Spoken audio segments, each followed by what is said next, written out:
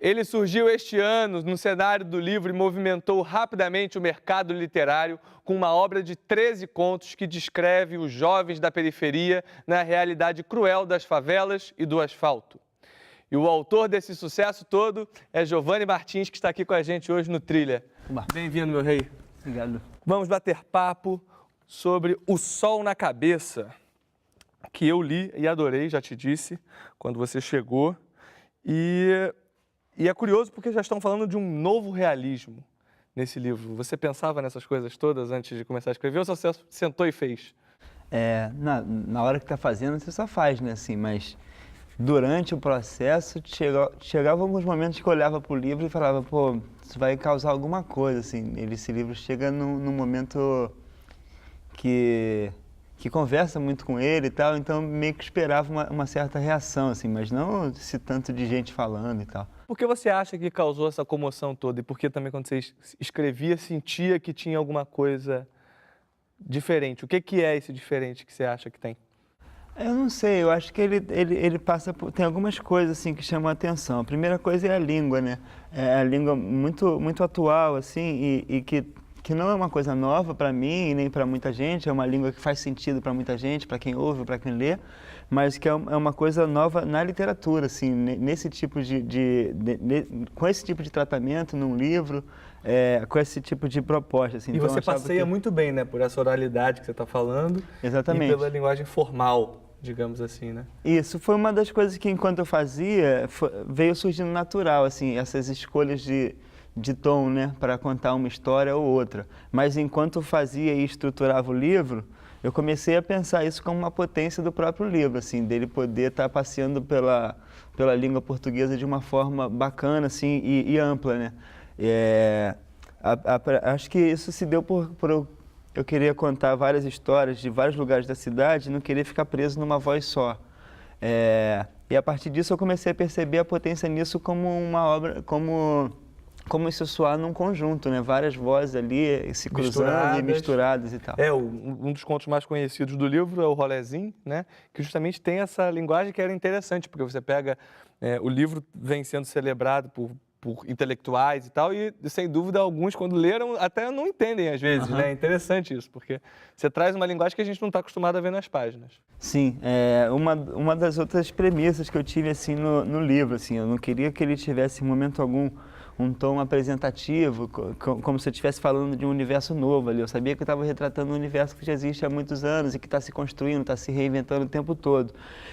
E como fazer isso assim, né, com respeito e ao mesmo tempo com autenticidade e com coerência também, né, para não ficar uma coisa dislexa ali, amarrar tudo isso. Deu trabalho, mas era uma das coisas que eu queria. Eu queria, por exemplo,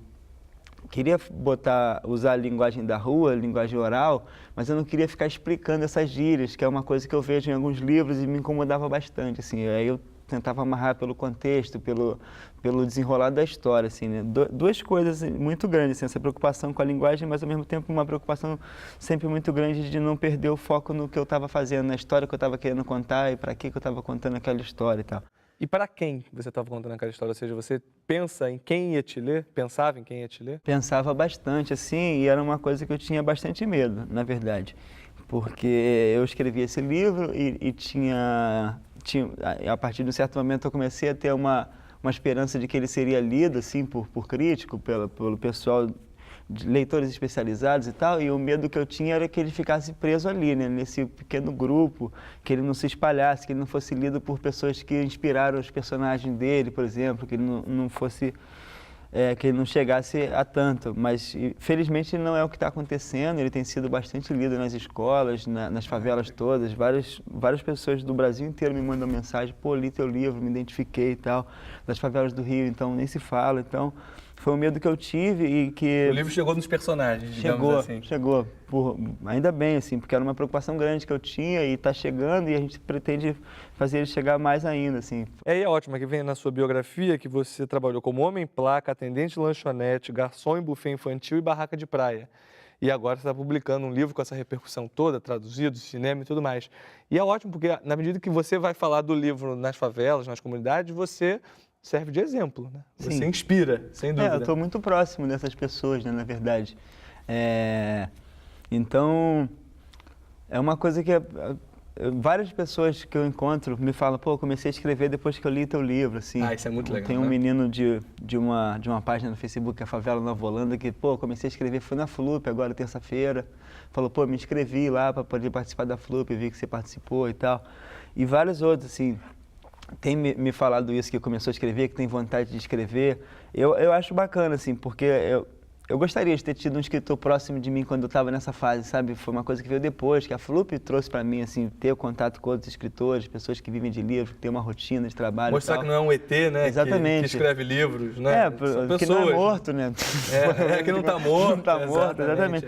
Então, eu pensando assim, eu gostaria de ter tido um escritor próximo e pô, fico muito feliz de estar podendo representar esse papel, assim, de estar próximo de pessoas que estão interessadas nisso ou que podem se interessar.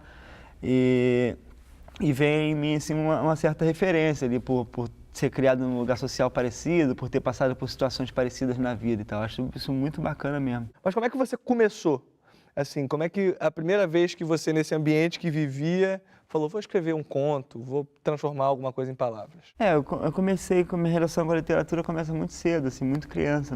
Eu nem lembro assim, de uma vida sem essa relação, na verdade, sem ter o hábito da leitura, sem ter essas histórias assim na cabeça. Então, escrever também, para mim, foi uma coisa muito natural. Assim, escrevia poemas, escrevia pequenos textos, redação, assim. Aí depois eu comecei a me interessar pela crônica. Foi uma coisa que eu comecei a escrever a partir de um livro do Drummond Colli na adolescência, O Boca de Luar, e aí gostei muito daquele gênero e comecei a pesquisar outros cronistas e comecei a escrever minhas próprias crônicas, coisas que aconteciam no meu dia a dia, até que em 2013 eu participei da Flup pela primeira vez e... Que é muito legal, né, a Flup? A Flup é um projeto incrível, assim, que eu acho que devia ter no Brasil inteiro, porque em 6 anos... Tem 6 anos de projeto, você vê quantos frutos já não saíram daí, quer dizer, a gente não está nem falando de médio e longo prazo. Em curto prazo já apareceu muita coisa, então, quer dizer, um projeto desse a nível de Brasil, com certeza ia trazer muita gente boa. Então, fui participar da Flup em 2013, me inscrevi em narrativas curtas, que era uma das categorias, eram narrativas curtas, romance e poesia, eu me inscrevi em narrativas curtas, que eram crônicas e contos. E aí, como teria alguém para comentar o que eu ia fazer, eu decidi fazer os contos, para poder... Era uma forma que eu entendi de aprender alguma coisa sobre o gênero, evoluir ali dentro. E comecei a fazer os contos, fiz meu primeiro conto em 2013 e fui publicado pela primeira vez em 2013 também. Um processo super importante, assim, para eu poder me enxergar como um escritor, né? Me ver num livro e tal. E aí participei do Setor X em 2014, que foi uma revista. Foi uma revista super legal que a gente fez na biblioteca com o Carlito, com a Ana Dantes e tal. Essa revista me levou na Flip em 2015. E aí em 2015 eu cheguei na Flip e muita gente interessada no que eu podia estar fazendo, em algum projeto. Eu não tinha nenhum projeto em andamento e tal. E foi nesse momento em que eu vi que tanta gente já se interessava pelo meu trabalho que eu pensei, que eu vislumbrei essa possibilidade de fazer um livro. E comecei a trabalhar nele no final de 2015. O Sol na Cabeça, com 13 contos. E é curioso que você fala que desde sempre pensou por palavras, mas isso é quase uma espécie de vocação, porque justamente imagino que os seus colegas, né, enfim, do seu ambiente, não são pessoas acostumadas a ler, né? Como é que você enxerga isso de fazer o livro chegar nesses lugares? É uma coisa que me assusta muito, assim, desse livro, é a quantidade de gente que fala para mim que foi o primeiro livro que leu inteiro, assim. Muita gente mesmo. É assustador, assim, mas ao mesmo tempo comovente, né? Eu gosto de acreditar que esse livro pode levar essa pessoa a outros livros, a tantos autores contemporâneos, outros autores mais antigos, enfim, uma porta de entrada mesmo para a literatura, assim. Agora, uma coisa que me influenciou muito, tem muitos amigos que não são leitores, que normalmente não costumam ler, são os grandes contadores de história que eu tive contato também nesse período assim, de formação. E aprendi muito assim, sobre ritmo de frase, sobre as palavras que aparecem, sobre a maneira de suspender uma história, sobre como criar humor. Que você usa esses recursos bastante uso nos seus contos, eu quero falar disso já já. Existe preconceito com a literatura da periferia? E esses autores são representativos dessas comunidades? Vamos ver o que a Mel Duarte disse sobre o assunto. A gente cresceu querendo falar, querendo ser escutado, na verdade, né? Tem muito essa coisa de, a gente tem que dar voz para o jovem, tem que dar voz para a mulher. Mas voz todos temos, e a gente já está falando há muito tempo, só que as pessoas não queriam ouvir. E agora, com esses espaços, elas estão ouvindo, porque o slam ele é instaurado no meio de uma praça, em vários lugares. E assim, a gente acaba pegando muitas pessoas que nem sabem que aquilo existe e de repente ouve uma mensagem e fala, nossa, o que é isso? Desde quando isso acontece? E aí começa a entender que existe uma movimentação muito grande em volta da poesia, principalmente da poesia marginal que acontece hoje em dia, assim, né? Eu percebo que é uma literatura que tem ficado cada vez mais complexa, assim, cada vez mais pessoas adentrando as universidades, estudando e se preparando para essa literatura, assim, sabe? Então eu me sinto contemplada assim por vários autores e autoras que eu conheço que não só escrevem muito bem, mas conseguem trazer um viés da quebrada de uma forma muito bonita. Não necessariamente você precisa sempre falar do lado ruim. A gente pode falar sobre tudo de todas as formas como a gente quiser, assim. E poder falar sobre tudo é muito legal. Então, você permear todos os tipos de assunto e de vivências que tem uma pessoa que vive na periferia. Então, com certeza, hoje eu me sinto, sei lá, 6 anos atrás eu me sentia mais solitária, assim. Eu tinha poucas referências. Hoje eu percebo que eu tenho muito mais e fico feliz com isso. É interessante, o slam também é um movimento que vem... A gente já teve um programa aqui sobre slam que falava justamente dessa voz da periferia, que é diferente do seu trabalho, mas, enfim, são várias vozes que tratam desse universo. E ela menciona um ponto que eu acho legal, que é a sensação, né, que alguns podem ter de que, não, já que é um escritor que vem da periferia, tem que tratar das mazelas, né, da violência e tudo mais. E você trata desses assuntos, claro, inevitável, mas você também tem contos muito afetivos. Até te falei que o meu favorito é O Caso da Borboleta, que é um conto que eu achei o máximo, porque tem um lado muito de afeto, de poesia, num universo problemático, né? Problemático ou difícil, pelo menos. Como é que você enxerga essa necessidade de tratar das partes duras, mas também equilibrar com poesia? Eu acho que isso vem com muita naturalidade, assim, porque esses problemas, as coisas que eu falo no livro, que vai mais pro viés social, não são coisas que eu falo sozinho, assim, são coisas que são meio um coro, assim, das pessoas que estão à minha volta e ideias que correm, assim, em volta de mim e tal. Agora, o lance do afeto, da amizade, dos sentimentos universais, assim, que aí vai alcançar qualquer pessoa, isso também é muito natural, assim, porque está na minha volta também. Eu estou ali perto dessas pessoas, estou convivendo com elas, estou aprendendo com elas, estou sentindo coisas junto com elas, assim. Então, eu acho que a gente está falando disso agora, vem muito desse processo, desse momento que a gente viveu de fetichização da literatura periférica, aí parecia que só existia a violência, só existiam as coisas ruins, assim. A denúncia. Exatamente, né? Mas a gente tem exemplos de antes. Anterior a isso, o samba já tratava de coisas lindas, assim, com compositores do morro. Cartola fazia músicas de amor, fazia músicas de contemplação da natureza e reflexões filosóficas de tempo passando, enfim, de saudade, de vários sentimentos que são humanos, né, que estão ali. Então, quer dizer, isso sempre teve nas favelas e eu acho que a partir de um momento em que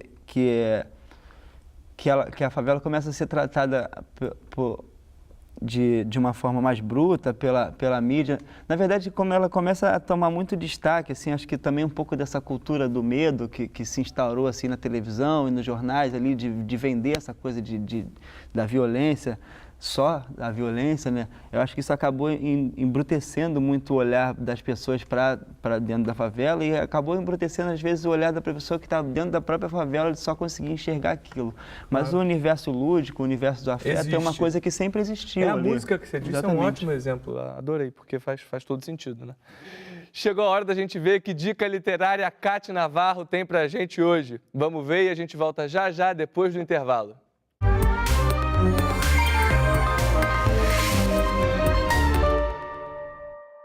O Rio, da Zona Norte, da Zona Sul, da Zona Oeste, da periferia, todo num livro só. Esse aqui, Rio em Chamas, de Anderson França, o Dinho. São crônicas em que ele descreve o cotidiano, a exclusão, a vida dos adolescentes da periferia de uma forma muito espontânea e às vezes até bem-humorada. Como é o caso, por exemplo, desse primeiro texto dele aqui, intitulado Filho da Daisy, em que ele diz assim: "Para, senão tu vai acabar que nem o filho da Daisy", minha mãe dizia. E no final ele vai continuando dizendo que o filho da Daisy pichou um muro, que o filho da Daisy comprou ovo fiado, que o filho da Daisy estava roubando mochila, que o filho da Daisy... Enfim, o melhor é quando ele termina essa crônica e relata pra gente: "Na verdade, eu nunca confessei isso pra minha mãe. Eu também nunca soube quem era a Daisy." Gente, Rio em Chamas, um livro ardente e que merece ser lido.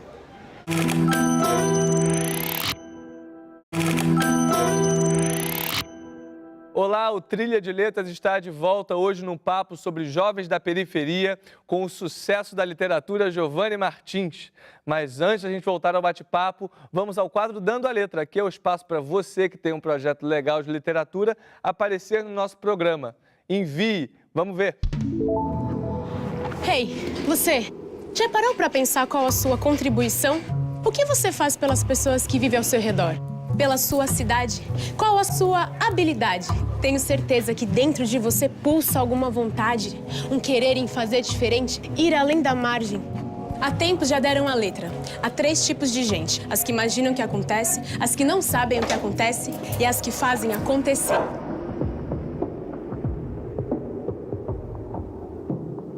Você pode escrever para sua história um melhor roteiro, recolher ideias do seu pensamento canteiro. Acreditar no seu potencial é um começo. Foque no ideal para não ter retrocesso. Quer saber do futuro? Mas o que tem feito no presente? Querer mudar o mundo tem que começar primeiro na gente. Então vai, se movimenta. Obstáculos são postos em nossa vida para que a gente os vença. Sagacidade é saber lapidar o que tem na mão. É uma questão de essência. E no quesito sobrevivência, gueto, favela, periferia sempre teve o maior grau de competência.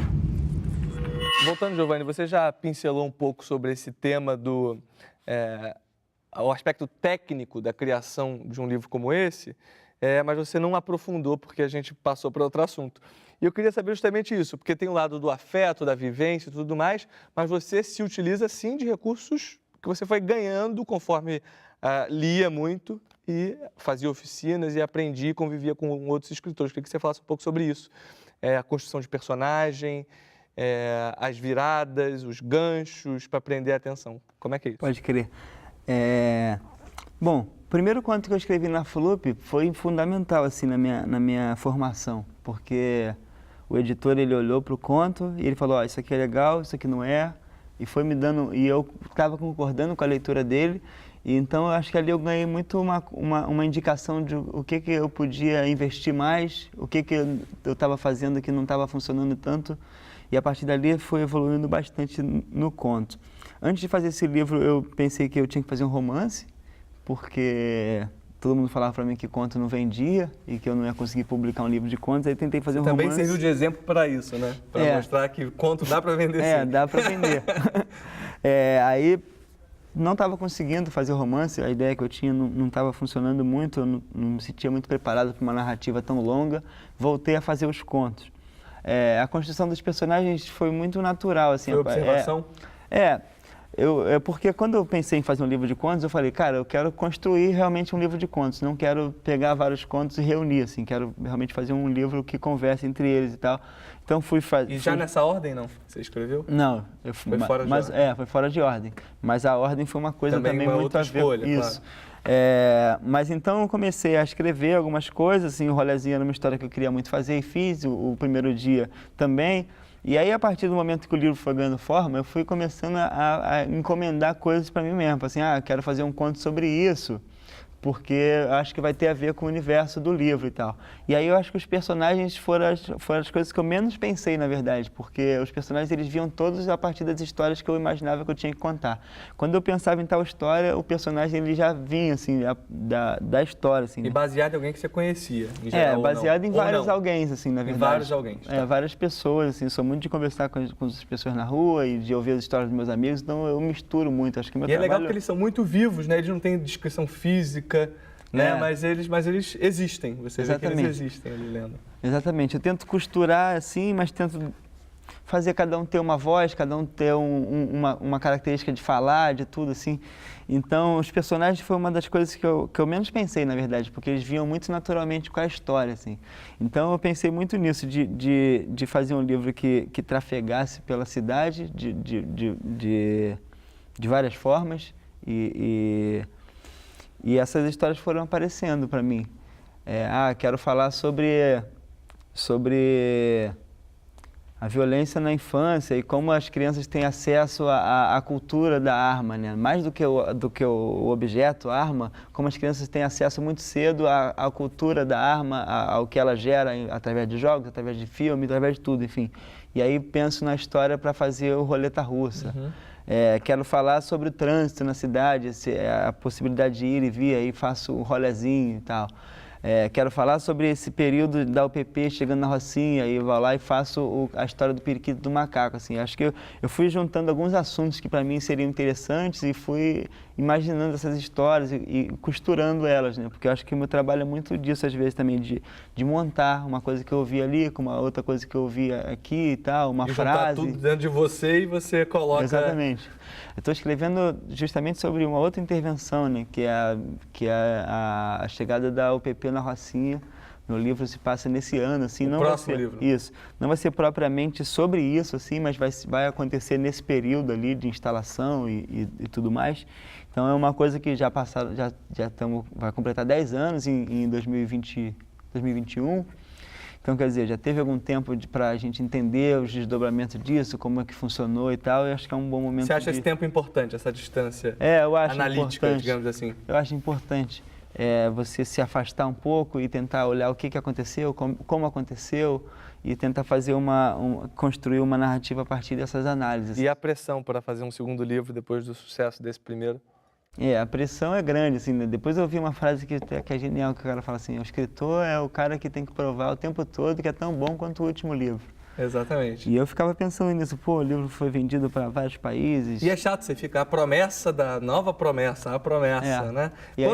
Quando que eu cumpro o que promete? Quando que eu cumpro essa promessa? Porque quando eu participei da FLUP a primeira vez, fiquei em terceiro colocado, depois fiquei em primeiro colocado, quer dizer, já era em certa medida uma promessa, né? Agora lançou o livro, não foi promessa ainda.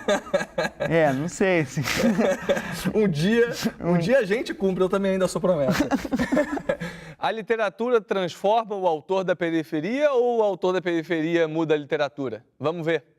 A literatura, com certeza, ela pode e ela transforma esse jovem da periferia, assim, com certeza.